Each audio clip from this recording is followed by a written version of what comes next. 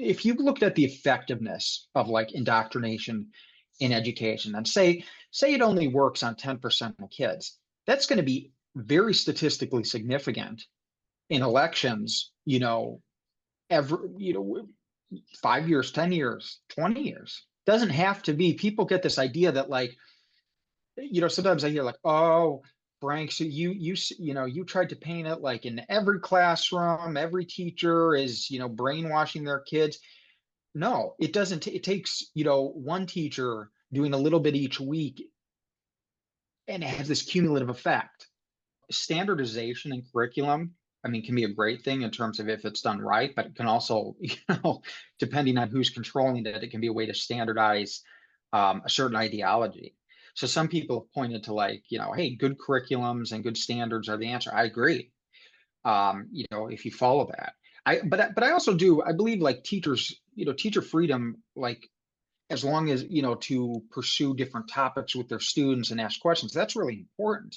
It's just, and I don't know, maybe the issue is a lot of teachers just aren't bright enough to differentiate between what's their political ideology versus what's, objective fact. I mean, a lot of teachers don't see it as like, I'm indoctrinating students, but I'm teaching them the truth. Right. And if you don't have the humility to ask yourself, is this the truth? Do I really know what I'm talking about in this arena? It's so funny because like a lot of these teacher trainings are about like examining your own biases, against race. One bias the teachers need to examine is their ideological bias, their political bias. They don't know that many times that they are indoctrinating students because they just believe it's the truth. One year, I heard your teacher next door. They were talking, but they were talking about manifest destiny. And literally the teacher said that manifest destiny was only about the expansion of slavery. My jaw dropped and I was like, wow, how, kind of a thing. And I've had conversations with that teacher too. Like, one day I was just over there helping out and they were talking about Columbus and how evil he was and how he killed native groups. And I'm like, and I waited till the class left for their next bell. And I looked at him and I said, have you ever read the Journal of Christopher Columbus? Do you actually know who and what he did? And the teacher said, I don't need to know. I know everything that I know, and that is all that I have to do. Okay. That's your worldview. That's where you're coming from. It's not appropriate. It's not correct. It's unfortunate we have that out there. We've got teachers that's just where they are.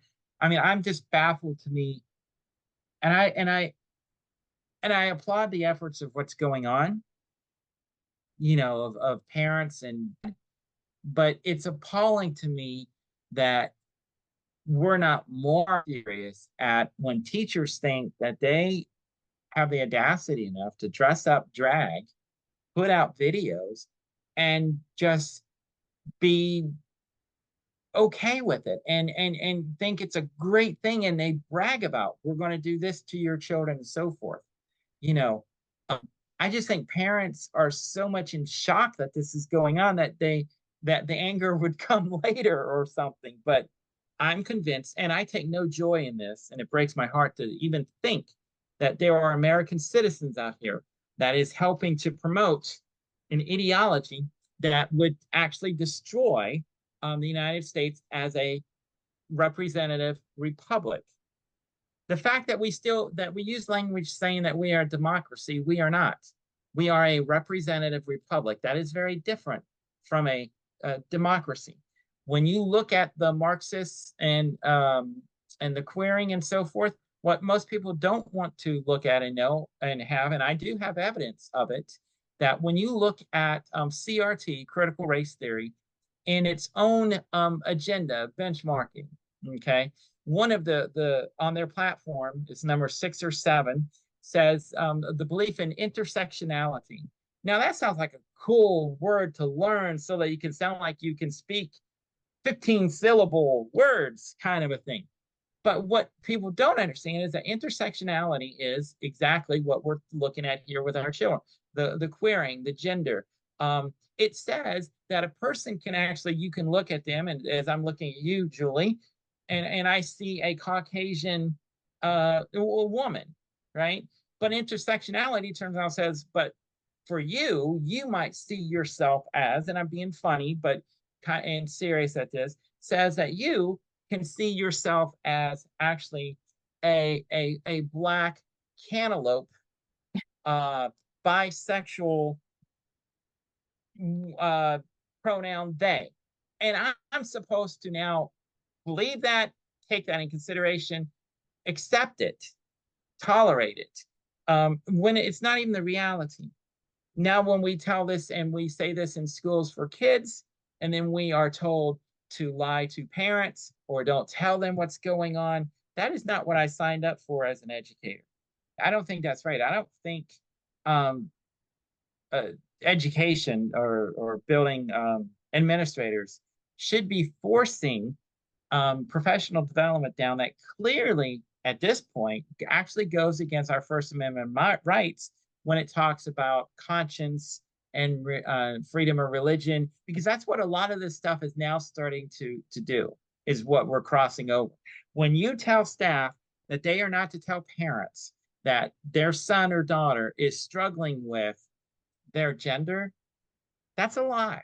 That's conscience. That's, I mean, you know, when you're told that because you are Caucasian, even as though you had a choice when you were born, that you are part of the problem. Yeah. You can only tolerate that so much, to where either you cave in and you start teaching this to the next generation, or you just get out. And we lose teachers, great teachers of that all the time. You know, I love the opposition when they say CRT is not being taught in the classroom. It's not in the curriculum. Well, silly, of course it's not in the curriculum, but it is taught in teacher preparatory programs.